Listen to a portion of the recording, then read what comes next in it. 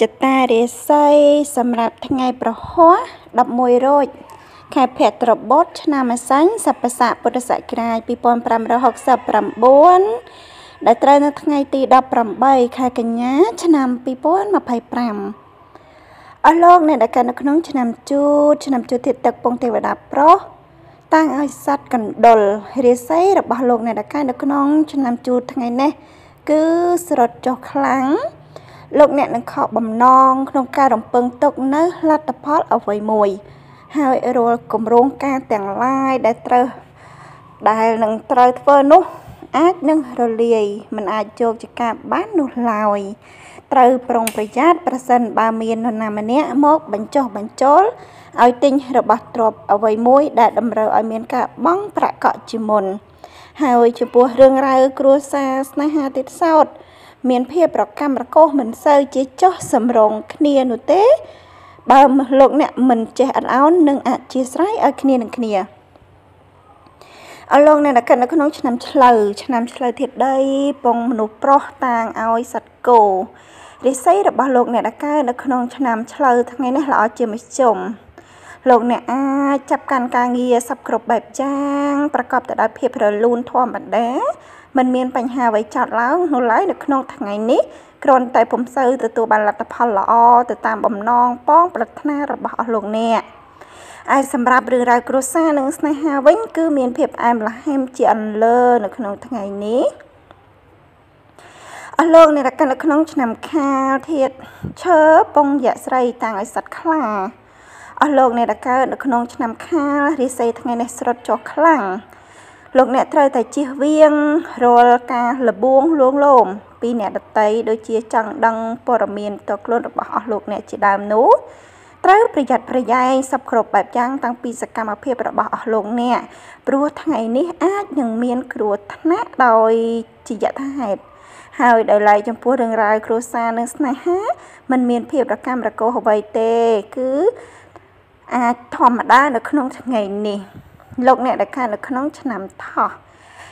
ធាតុឈើពងមនុស្សស្រីតាំងឲ្យសត្វទន្សាយអស់លោកអ្នកដែលកើតនៅក្នុងឆ្នាំថោះថ្ងៃនេះរាសីឡើងខ្ពស់ត្រដែតប្រសិនបើលោកអ្នកកំពុងជោគជ័យលើវិស័យអ្វីមួយហើយលោកអ្នកត្រូវតែពង្រឹងវិស័យនោះឲ្យខ្លាំងព្រោះវានឹងនាំឲ្យអនាគតរបស់អស់លោកអ្នកកាន់តែប្រសើរឡើងហើយប៉ុន្តែហាមយកគំនិតអ្នកដទៃខ្លាចក្រែងនាំឲ្យអាសាបង់ចំពោះរឿងរ៉ាវគ្រួសារនិងស្នេហាទៀតសោតមានភាពផ្អែមល្ហែមល្អុកល្អឿនជាពន់ពេកនៅក្នុងថ្ងៃនេះអរលោកអ្នកនៅក្នុងឆ្នាំរោងធាតុមាសពងទេវតាប្រុសតាំងឲ្យសត្វនិក្រិចរាសីរបស់អស់លោកអ្នកកើតនៅក្នុងឆ្នាំរោងថ្ងៃនេះស្ថិតនៅក្នុងលក្ខណៈជាមធ្យមលោកអ្នកអាចប្រកបមុខរបរឬក៏កិច្ចការងារប្រចាំថ្ងៃបានល្អធម្មតា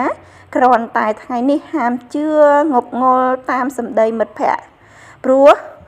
អ្នកក៏បីតែត្រូវលះបង់មិត្តភ័ក្តិខ្លះដែលអ្នកគិតថាមិនមែនជាមិត្តភ័ក្តិជិតស្និទ្ធស្គាល់ចិត្តថ្លើមព្រោះក្នុងចំណោមមនុស្សទាំងអស់នោះចាំតែកេងចំណេញចាំតែជន់អ្នកពលិចតែប៉ុណ្ណោះ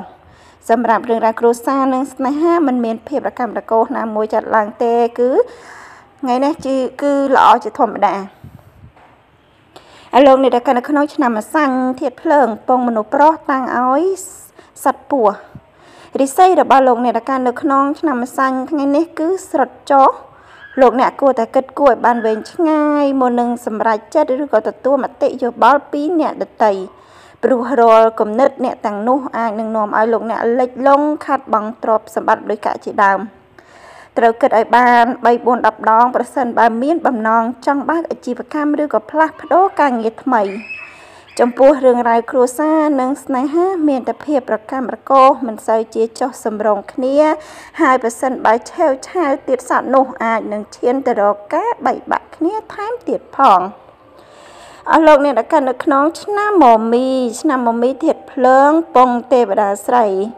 អស់លោកអ្នកដែលកើតនៅក្នុងឆ្នាំមមីថ្ងៃនេះរាសីឡើងខ្ពស់ត្រដែតរាល់ការសម្រេចចិត្ត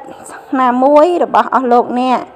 សិតតែអាចនាំទៅរកភាពរុងរឿងទៅថ្ងៃអនាគតដូច្នេះសូមកុំនៅស្ទាក់ស្ទើរក្នុងការអនុវត្តរាល់ការ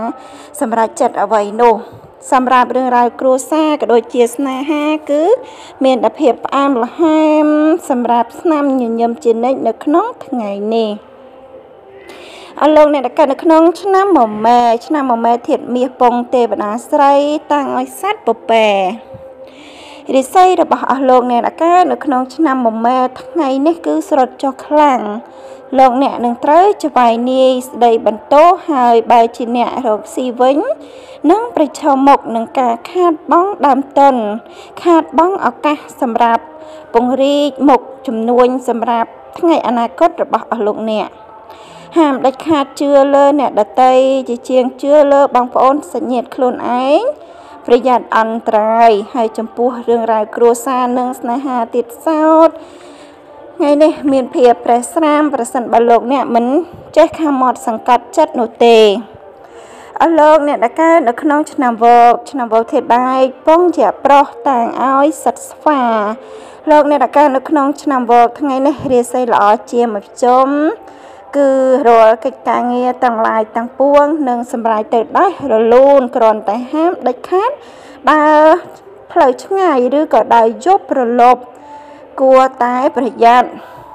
ចំពោះរឿងរ៉ាវគ្រួសារនិងស្នេហាមិនមានបញ្ហាចោលទេគឺលក្ខណៈល្អជាមធ្យម